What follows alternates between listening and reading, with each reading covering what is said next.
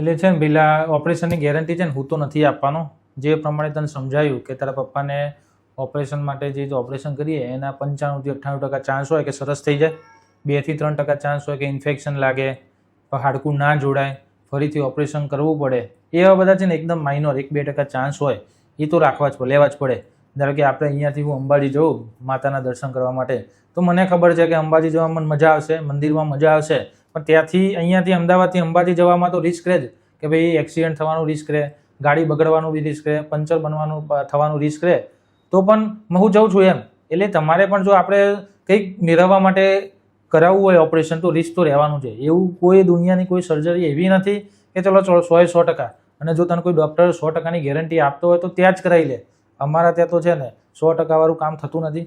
અમે ભગવાને નથી અને ભગવાન બનવા માગતા પણ નથી. આપણે જે માણસ છીએ એના પ્રેક્ટિકલ વસ્તુ છે એમ. એવું તું વિચારે કે 100% ગેરંટી આપો તો જ અમે ઓપરેશન માટે રેડી થઈએ, તો અમારા તરફથી તો 100% ગેરંટી મળવાની નથી. અને જો તારે ઓપરેશન ના કરાવવું હોય તો પણ વાંધો નહીં,